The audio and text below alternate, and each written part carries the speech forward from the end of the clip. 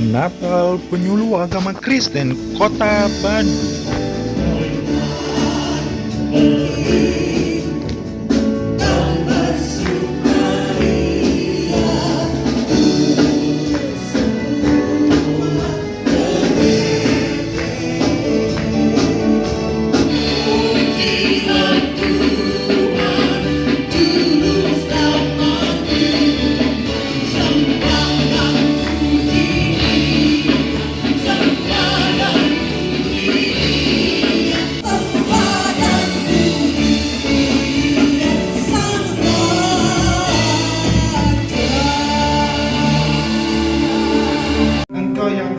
Dalam ibadah kami, Roh Kudus menuntun kami dari awal sampai akhirnya, berani untuk datang melangkah dan berkumpul di tempat ini. Kami percaya ini semua anugerah yang telah Engkau curahkan dalam hidup kami.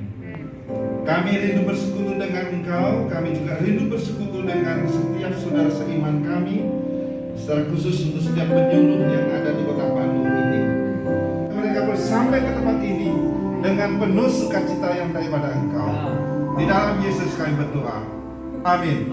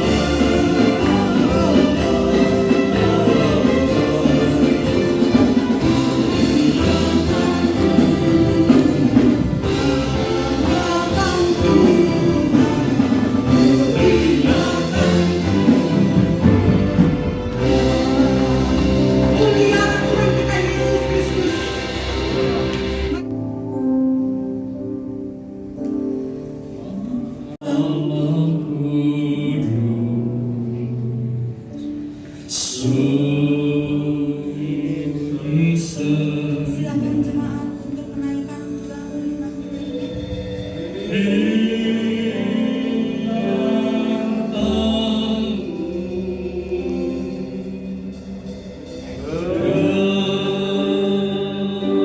Bapak Ketua Natal, silakan menyalakan kepada Bapak Teo dan Bapak Sandi.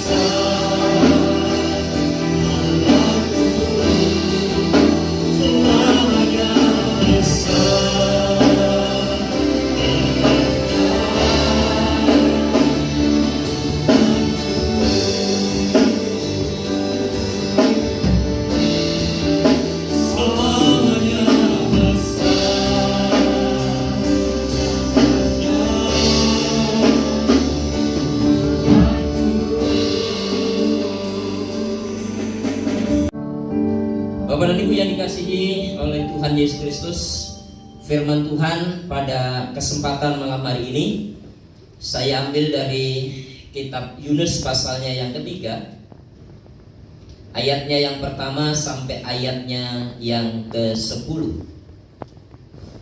Kitab Yunus pasalnya yang ketiga ayat 1 sampai 10. Demikian firman Tuhan, pertobatan Niniwe. Katalah firman Tuhan kepada Yunus untuk kedua kalinya demikian. Bangunlah, pergilah ke Niniwe, kota yang besar itu, dan sampaikanlah kepadanya seruan yang kufirmankan kepadamu. Bersiaplah Yunus, lalu pergi ke Niniwe sesuai dengan firman Allah. Ini pembacaan firman Tuhan. Berbahagialah kita semua yang boleh membaca, merenungkan dan melakukan firman Allah itu dalam kehidupan kita hari lepas kesehari. Salam. Salam. Bapak dan Ibu yang dikasihi oleh Tuhan Yesus Kristus, dalam perayaan Natal tahun 2021 ini PGI dan KWI mengambil tema kasih Kristus menggerakkan persaudaraan. Nah, dalam perayaan Natal penyuluh Kota Bandung pada hari ini, saya mengambil subtemanya sesuai dengan tugas sebagai seorang penyuluh adalah kasih Allah atau kasih Kristus tak berkesudahan. Nah, Bapak dan Ibu yang dikasihi oleh Tuhan, kasih Allah berlaku kepada siapa saja, kapan saja dan di mana saja. Nah, untuk menyatakan kasihnya itu Allah tidak bekerja sendirian, tetapi memanggil dan mengutus orang percaya supaya apa? Kasihnya sampai kepada orang-orang yang membutuhkannya. Nah, Bapak Ibu yang dikasihi oleh Tuhan, bacaan kita dalam kitab Yunus pasal 3 ayat 1 sampai 10 mengatakan Allah mengutus Nabi Yunus untuk menyatakan kasihnya kepada orang-orang Niniwe. Sekalipun ya perintah yang pertama tidak diindahkan oleh Yunus. Ya, karena apa? Bukan pergi ke Niniwe, tetapi malah pergi ke Tarsis. Nah, Bapak Ibu yang dikasihi oleh Tuhan, memang Yunus punya alasan mengapa ia tidak pergi ke Niniwe tetapi ke Tarsus. Yang pertama, Yunus tidak senang kepada orang Niniwe. Nah, jadi Bapak Ibu yang dikasihi oleh Tuhan, dari mulai zaman Yunus sampai hari ini, itu ya, sampai hari ini, faktor yang paling utama adalah senang atau tidak senang. Ya, jadi kalau senang, salah pun jadi baik. Tapi kalau nggak senang, baik pun bisa jadi salah. Jadi di Indonesia ini faktor itu masih dominan dalam kehidupan banyak orang. Ya, termasuk di lingkungan gereja. Jadi kalau hamba Tuhan yang disenangin itu khotbahnya gimana pun no problem. Ya, kalau disenangi. Tapi kalau yang tidak disenangi, sebaik apapun khotbahnya, ya pasti ditolak. Ya, makanya ini menjadi sebuah pesan buat kita, bagaimana caranya supaya kita ini disenangi orang. Amin. Ya, bagaimana caranya kita membuat orang lain itu bisa menjadi senang terhadap kita. Lalu yang kedua apa? Orang-orang Niniwe merupakan musuh orang Israel. Jadi kita tahulah dalam kehidupan sehari-hari, kalau orang sudah nggak suka sama seseorang itu, tidak hanya orang itu aja yang tidak disukai, ya, istrinya, anaknya, bahkan anjingnya pun kalau lewat di depan rumah pasti dilempar itu. Karena apa? Nggak suka. Ya. Jadi itulah orang yang nggak suka itu seperti itu, Bapak Ibu. Lalu yang ketiga apa? Orang-orang Niniwe ini dosanya sudah sampai ke Tuhan, sehingga apa? Tuhan memutuskan untuk menghukum mereka. Jadi kadang-kadang kita ini sudah menjadi lebih daripada Tuhan. Ya, kalau Tuhan sudah memutuskan seperti itu, nggak ada usaha. Padahal apa? Kalau kita melakukan sesuatu tindakan yang menyenangkan hati Tuhan, tidak menutup kemungkinan apa yang sudah diputuskan oleh Tuhan itu berubah. Kita ingat seorang raja, siapa namanya? Halo Bapak Ibu? Yang umurnya diperpanjang 15 tahun. Iya, betul. Ya, Tuhan sudah memutuskan harus mati. Tetapi ketika dia berdoa, maka apa? Iya, keputusan Tuhan itu bisa berubah. Yes. Ya. Jadi bagaimana caranya kita sebagai anak Tuhan, orang percaya, apalagi hamba Tuhan, mengubah keputusan Tuhan? Itu yang paling penting. Ya, itu yang paling penting. Ya, jadi Bapak dan Ibu yang dikasihi oleh Tuhan, apapun situasi dan kondisi yang kita lihat di lapangan, jangan pernah kita ikut menghakimi mereka. Justru kita mendorong mereka supaya apa? Mengubah keputusan. Nah, Bapak dan Ibu yang dikasihi oleh Tuhan, inilah alasan Yunus, ya, sehingga apa? Ia tidak pergi ke kota Niniwe tetapi di Tarsus. Nah, menurut Yunus, orang-orang Niniwe tidak pantas diberi kesempatan untuk bertobat. Dan ya, bahkan mungkin bagi Yunus lebih baik kota Niniwe itu dibinasakan. Ya, kira-kira kalau ada hamba Tuhan yang seperti itu gimana Bapak Ibu? Ya, gimana kira-kira? Ya, wah, kalau sudah nggak bisa dibina, itu perjanjian lama, ya. Perjanjian lama itu seperti itu, ya. Tapi perjanjian baru itu penuh kasih karunia, ya, penuh kasih karunia. Nah, Bapak Ibu yang dikasihi oleh Tuhan, tetapi perintah yang kedua setelah Yunus selamat dari ikan besar, ya, nggak tahu ikannya itu apa. Ya, ikan besar, karena ia melarikan diri, maka apa? Ia tidak bisa menghindar lagi. Ya, namun demikian Yunus tetap tidak melaksanakan, ya, perintah Tuhan itu dengan segenap hati. Buktinya apa kira-kira? Ya, buktinya bisa kita lihat. Yang pertama, Yunus hanya berjalan 1 hari perjalanan dari 3 hari perjalanan luasnya kota Niniwe. Ya, artinya apa? Artinya apa? Tidak ada kesungguhan hati. Ya.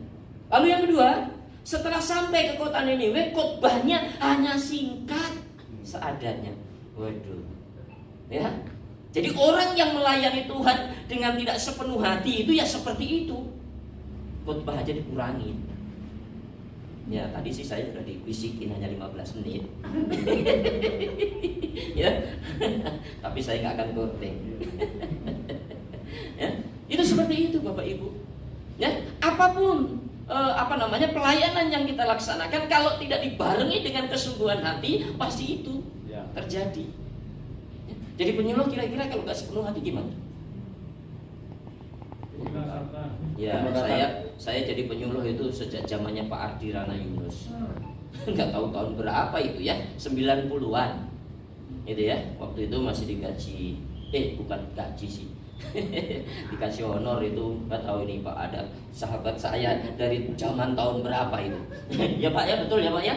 Iya, nggak tahu 15.000 atau berapa itu ya zaman itu gitu ya. Itu aja keluarnya nggak tahu itu, kadang-kadang keluar, kadang-kadang enggak gitu ya.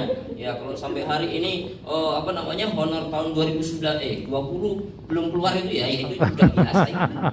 Ya itu sudah biasa itu ya. Ya jangan kaget, dari dulu pun begitu. Ya kalau Tuhan Yesus saja nggak berubah, maka di sana pun juga nggak berubah. Ya begitu terus gitu ya. Ya lalu yang ketiga apa? Khotbahnya tidak mengajak orang-orang kota Niniwe untuk bertobat, tetapi hanya mengancam mereka tentang hukuman Tuhan. Waduh. Jadi khotbahnya itu selalu menakut-nakuti begitu. Ya. Bukan mengajak untuk bertobat, tapi menghukum, yang menakut-nakuti tentang hukuman Tuhan. Ya, Bapak Ibu yang dikasihi oleh Tuhan, kita lihat sekalipun demikian, ya, sekalipun demikian, kita dapat menyaksikan respon orang-orang Niniwe begitu luar biasa. Ya, begitu luar biasa. Mulai dari anak kecil sampai kepada raja mengambil sikap yang sama. Luar biasa. Ya, sudah nggak sungguh-sungguh, khotbahnya singkat, isinya mengancam, tetapi yang mendengar, wah, ya. Apalagi kalau misalnya sungguh-sungguh, khotbahnya panjang, lalu isinya tidak mengancam, betapa hebat dan luar biasa. Betapa. Nah, Bapak Ibu yang dikasihi oleh Tuhan, jadi mereka berkabung, berdoa dan berpuasa, serta apa? Mereka bertobat dan meninggalkan tingkah laku mereka yang jahat. Jadi mereka menyadari keputusan Tuhan itu adalah karena mereka adalah orang-orang yang punya perilaku yang tidak sesuai dengan firman. Bapak Ibu yang dikasihi oleh Tuhan, dari sini kita dapat belajar beberapa hal yang sangat penting untuk kita perhatikan. Yang pertama, ya, kalau kita diperintah Tuhan untuk menyatakan kasih-Nya, tidak boleh menolak. Amin, Bapak Ibu. Amin. Kepada siapa saja, dalam situasi dan kondisi yang bagaimanapun, kalau Tuhan sudah memerintah kita, meminta kita untuk menyatakan itu, nyatakan itu dengan kesungguhan hati kita. Tidak menutup kemungkinan kita diutus oleh Tuhan di tempat-tempat yang, rasanya nggak pas itu, rasanya nggak tepat ini, rasanya dan lain sebagainya. Ya, tetapi kalau itu perintah Tuhan, lakukan dengan segenap hati kita. Pasti Tuhan yang akan bertindak atas semua yang kita lakukan. Lalu yang kedua, ya, jangan melakukan perintah Tuhan tetapi tidak dengan segenap hati. Di luar dari apa yang kita kerjakan. Saya ngajar di SMA 9 sudah 35 tahun. Pertama saya ngajar itu, ya, bukan honor itu, ya, pengganti transport itu 50.000 sebulan. Betul, ya. Waktu itu saya ngajar di BPK, ya, yang ada di Wolis. Dan ketika harus ada pilihan, gitu ya, ternyata apa? Saya memilih SMA 9 yang gajinya hanya 50.000. Padahal waktu itu di BPK itu sudah 1,5 juta. Teman-teman saya bilang, dasar orang goblok. Iya kan? Gitu. Tapi Bapak Ibu, ternyata saya perhatikan teman seangkatan saya rumahnya nggak jauh dari saya. Itu ya. Jadi kepala sekolah juga. Ternyata sama rumahnya, tinggal di komplek yang sama. Berarti apa? Ya, berkat Tuhan itu disediakan oleh kepada orang yang sungguh. Jadi Tuhan nggak melihat gajinya berapa, tapi kalau kita sungguh-sungguh kepada Tuhan, maka Tuhan sediakan apa yang kita perlukan dan kita butuhkan dalam kehidupan kita masing-masing. Yang terakhir, ya, memang bukan khotbah yang panjang bisa membuat orang bertobat, tetapi, ya, bukan berarti kita asal-asalan dalam menyampaikan kebenaran firman Tuhan. Udah, kira-kira Bapak Ibu di sini kalau mau penyuluhan dari rumah nggak siapa? Ya, di situ baru buka Alkitab. Kalau zaman Pentakosta lama dulu, itu ya, Alkitabnya dibuka, lalu dia berdoa dalam nama Tuhan Yesus dan tepuk itu, mana yang dibuka itu lalu dikhotbah. Ya, nah, sekarang boleh begitu? Sekarang boleh begitu? Enggak boleh, ya, enggak boleh. Karena apa? Jemaat kita sekarang ini adalah, bahkan di jemaat itu sekarang sudah ada yang S3 teologi. Betul. Nah, pendetanya hanya sekolah Alkitab. Gimana kira-kira? Pak Nathan?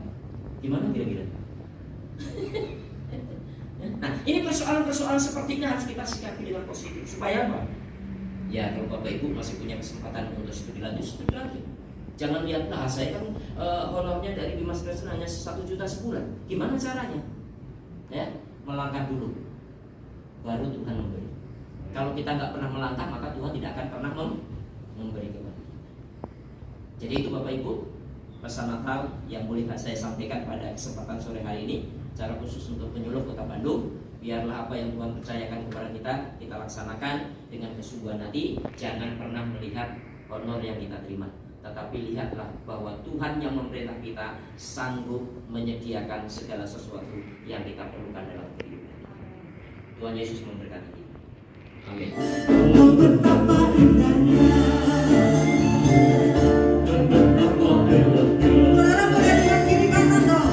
Bila saudara setia hidup dalam kesatuan,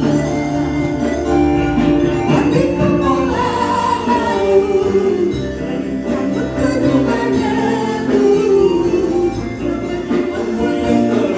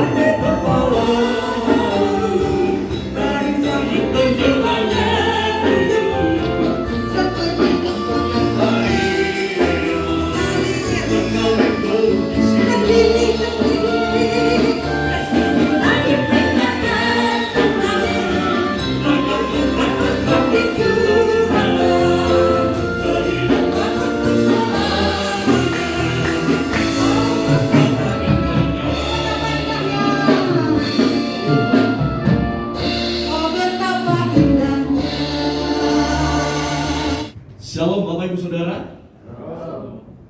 Sekali lagi saya menyapa dengan penuh sukacita. Shalom. Pertama sekali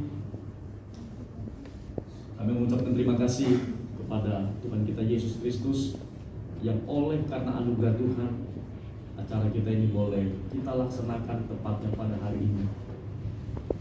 Bapak Ibu yang saya hormati, yaitu Ibu Pembimas Kristen Jawa Barat yang telah diwakili oleh Bapak Budiman Hutasoid dan juga dengan Ibu Mala.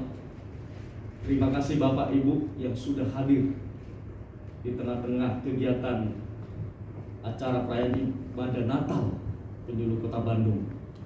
Yang saya hormati Bapak Pembicara, Pak Pendeta Dr. Yonas.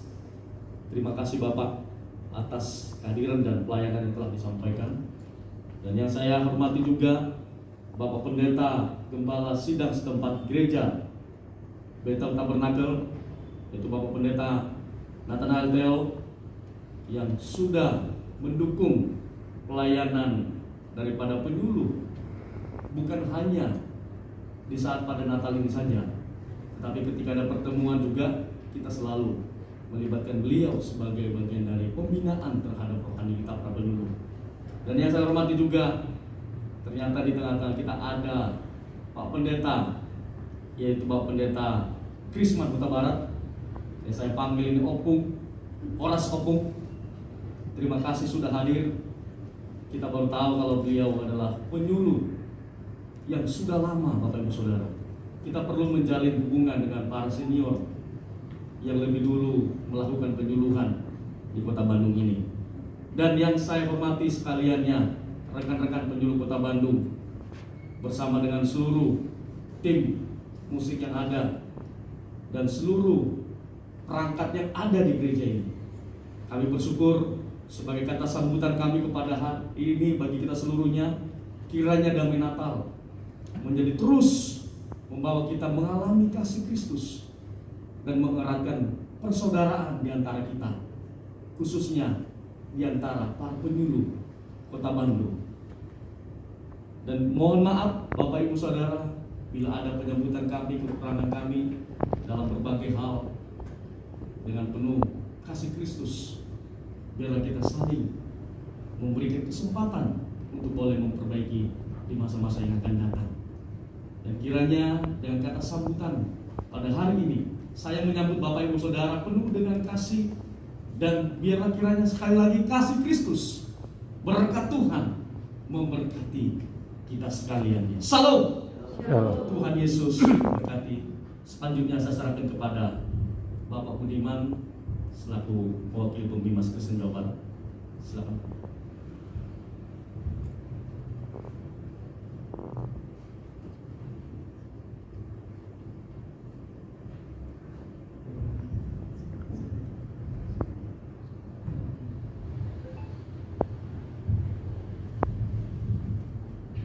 Shalom. Shalom. Selamat sore Bapak Ibu yang dikasihi di dalam Tuhan Yesus Kristus.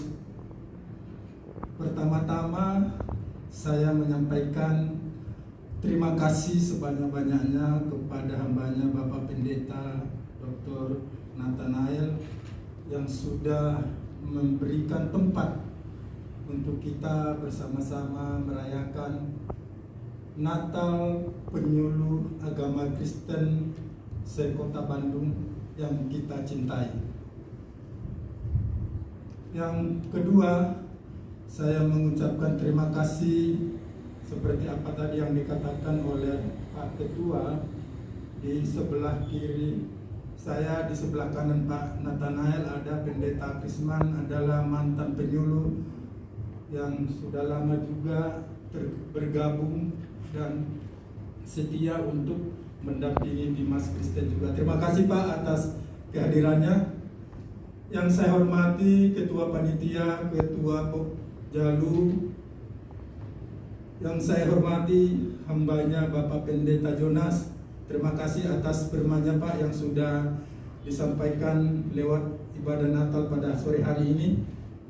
Kiranya khotbah ajakan untuk para penyuluh yang ada di Kota Bandung, boleh mereka manfaatkan, boleh mereka tanamkan, supaya ketika di lapangan memang benar-benar bukan hanya datang, tetapi memang betul-betul mempersiapkan diri, mempersiapkan materi ketika kita memberikan khotbah, memberikan pembinaan kepada binaan yang kita bina. Itu yang pertama. Yang kedua, saya menyampaikan permohonan maaf dari Ibu Pebimas pada sore hari ini. Beliau tidak bisa hadir bersama-sama kita karena beliau ada acara urusan keluarga memang yang nggak bisa ditinggalkan. Jadi Ibu Pembimas sudah memberikan mandat kepada saya, kepada Ibu Mala, untuk menghadiri Natal penyuluh agama Kristen non-PNS yang ada di Kota Bandung. Bapak Ibu tidak mengurangi rasa hormat Bapak Ibu ketika Ibu Pembimas tidak ada hadir di tengah-tengah kita untuk merayakan Natal pada saat ini, tetapi bukan karena memilah-milah, namun karena waktu dan kesempatan beliau juga yang nggak bisa boleh hadir bersama-sama dengan kita. Sama juga dengan kemarin hari tanggal 3 Desember kemarin, saya juga ditugaskan untuk memberikan sambutan di Kabupaten Kerawang sama dengan penyuluh non-PNS yang ada di sana. Kami sangat mengucapkan luar biasa kepada seluruh penyuluh non-PNS pada kesempatan ini. Ada kami lihat, kami pandang merupakan langkah awal ke depan untuk membina silaturahmi, membentuk organisasi memang bagaimana kita supaya bisa kita dapat diterima di tengah-tengah masyarakat lewat acara Natal seperti ini. Ini Natal perdana bagi Kota Bandung, penyuluhnya. Mari kita berikan aplaus buat Kota Bandung. Dan juga Natal perdana untuk Pokjalu Kabupaten Kerawang. Oleh karena itu, kami dari Bimas Kristen sangat-sangat menyambut baik atas inisiatif, atas kreatif Bapak Ibu boleh melakukan Natal seperti ini. Yang kami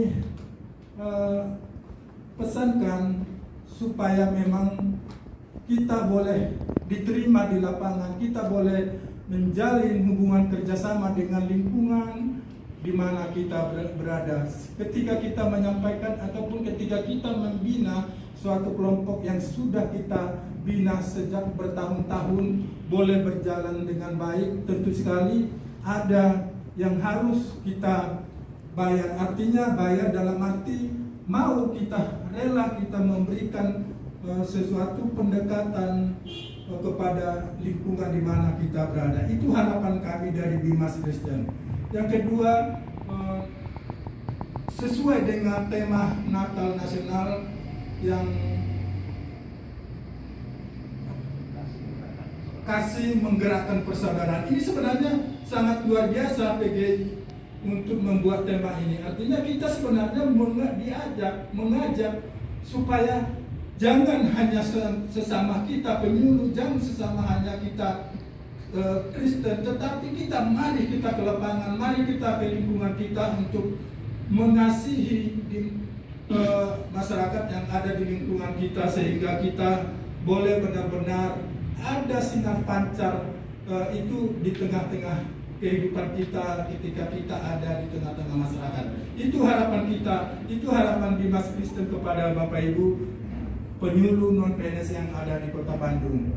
Oleh karena itu, sekali lagi kami juga mengucapkan terima kasih atas undangan ini. Kiranya penyuluh agama Kristen non-PNS boleh eksis dan terus berjaya ke depannya. Amin. Itu harapan kami. Tuhan Yesus memberkati. Selamat Hari Natal.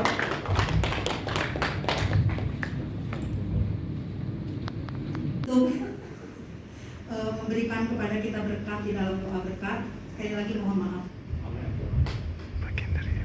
Mari kita berdiri bersama-sama. Saya sangat setuju ya, jadi ibadah dulu diselesaikan. Kita bersyukur buat pimpinan Tuhan, kemudian kalau ada yang lain silakan. Puji Tuhan, mari saudara yang dikasih, kita datang kepada Tuhan.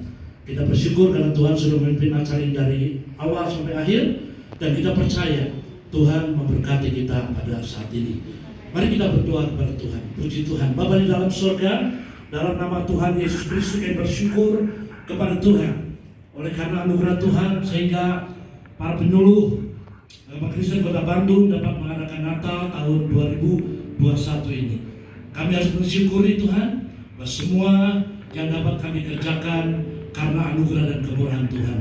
Oleh karena itu, biarlah Tuhan memakai setiap saudara-saudara kami sebagai penyuluh Kota Bandung ini menjadi garam dan terang, sehingga lewat hidup mereka nama Tuhan dipermuliakan dan dibesarkan, dan banyak jiwa lagi boleh mengenal Kristus sebagai Tuhan dan Juru Selamat. Terima kasih Tuhan, berikan kesehatian persatuan, sebab kesehatian persatuan akan mengundang berkat Tuhan turun dalam setiap pribadi kami. Puji nama Tuhan.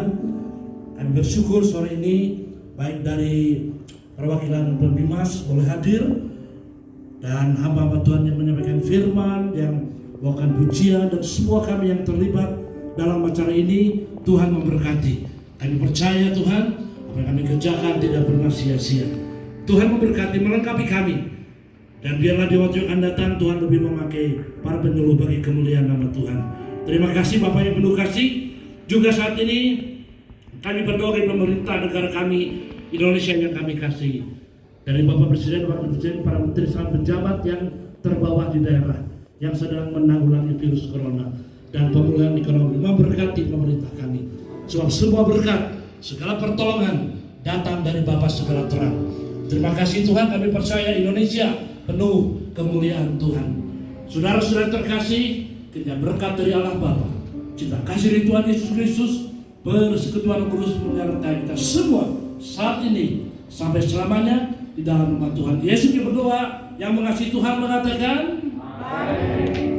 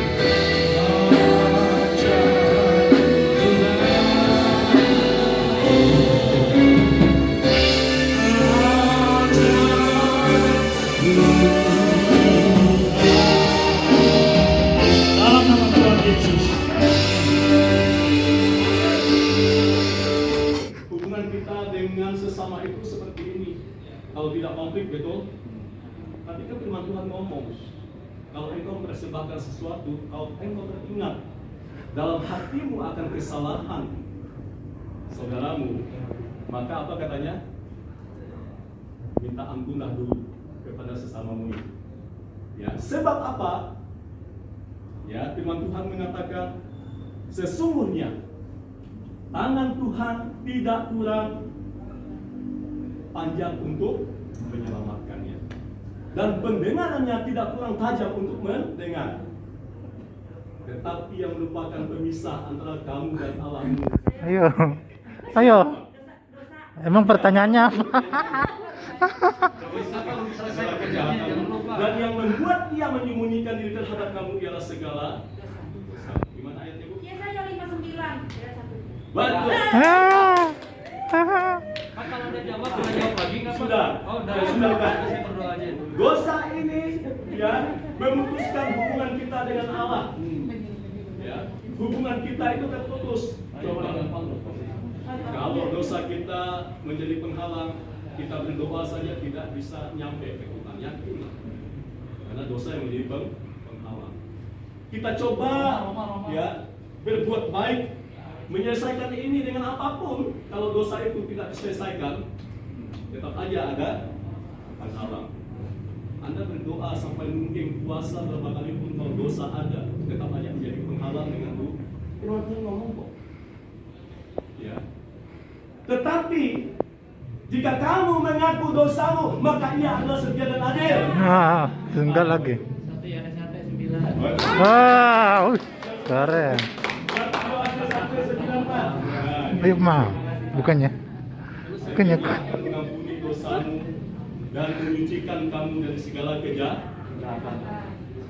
Ia yang membalut dosa-dosa luka-luka kita, sehingga hubungan kita kembali dengan Tuhan menjadi pulih kembali. Wah. Bisa ya?